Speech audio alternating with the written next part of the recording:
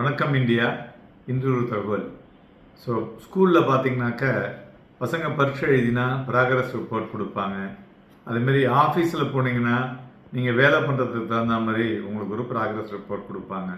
அதுபோல் நமது கம்பெனிகள் வேலை செய்யுது இல்லையா, அதனுடைய ஆஃப் இயர்லி ரிசல்ட்ஸு இது வரலையும், அதாவது ஜனவரியிலேருந்து ஜூன் வரலையும் பங்குச்சந்தைகள் எப்படி வியாபாரம் செய்தது என்பதை பற்றி தான் பேச இருக்கிறோம்.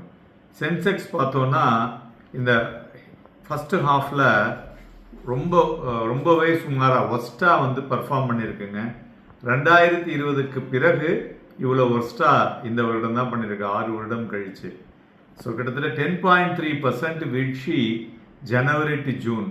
அதுபோல் நிஃப்டி பார்த்தோன்னு வச்சுங்களேன், அதுவும் கிட்டத்தட்ட 8.7% விழுந்திருக்கு. ஃபஸ்ட் ஹாஃப் அது 2022க்கு பிறகு. ஸோ அது வரலையும் பெட்டராக இருந்துன்னு சொல்லலாம். நிஃப்டியை பொறுத்தவரை 4 வருஷம், சென்செக்ஸை பொறுத்தவரையிலையும் 6 வருஷம். ஓகே, ஸோ இந்த டர்புலன்ஸ் 6 மாதமாக சந்தைகள் தாங்கி கொண்டிருக்கின்றது அப்படின்னு சொல்லலாம். அதுதான் அதாவது என்ன சொல்லுவோம்ல, அடிமேல் அடி சார், ஒன்று விழுந்தா ஒன்று வீட்டில் மாற்றி வருது. அது மாதிரி சந்தைகளுக்கும் பார்த்தீங்கன்னாக்க, ஸோ ஒரு விண்டு இன்னொரு விண்டு மாறி மாறி சந்தைகளை பர்ஃபார்ம் பண்ண விட முடியலைங்க. அடுத்தது இதில் இன்னொன்று நம்ம பார்க்க வேண்டியது என்னென்னா, ஐடி துறை, இன்ஃபர்மேஷன் டெக்னாலஜி கிட்டத்தட்ட 23 வருஷத்தினுடைய ஒஸ்ட் பர்ஃபார்மன்ஸை இந்த 6 மாதத்தில் காமிச்சிருக்கு. கிட்டத்தட்ட 30%க்கு மேலே வீழ்ச்சி அடைந்திருக்கு.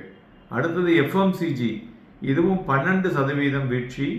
ஆயில் அண்ட் கேஸ் 10% வீழ்ச்சி அடைந்திருக்கு. நிஃப்டி செக்டார்ஸில் நிஃப்டி எனர்ஜி சக்கப்போடு போட்டிருக்கு, 12% ஏறி இருக்கு. மெட்டல் 12% ஏறி இருக்கு. ஃபார்மா 11.45. எவர் கிரீன் துறைகள் அப்படின்னாக்க ஃபார்மா தாங்க. ஸோ அது 11.45 ஏறி இருக்கு.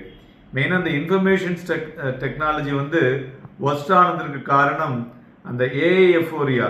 அந்த ஏஐஎஃப்ஓரியாவில் ஐடி கம்பெனிலாம் போட்டு அடித்து நொறுக்கிட்டாங்கன்னு சொல்லலாம். ரெண்டாவது, அந்த சிப்பு கிடைக்கிறதும் டிலே ஆனதும் ஒரு முக்கிய ரீசன். ப்ளஸ் அது ப்ரைஸும் ஏறி போச்சு அப்படிங்கிற மாதிரியான விஷயங்களை சொல்லிட்டு இருந்தாங்க. ஸோ மேலும் இது அக்கார்டிங் டு த மார்க்கெட் பார்த்தோன்னா நம்ம நிறைய விஷயங்கள் ஆல்ரெடி பேசியிருக்கோம். Like valuation, US West Asia போர், இது மாதிரி எல்லாம் சேர்ந்து தான் இந்த வீழ்ச்சிக்கு காரணம். இதிலிருந்து மார்க்கெட் மீட்டில் எடுக்குமா என்பதை பற்றி நாளை தினம் பேசுவோம். நன்றி, வணக்கம்.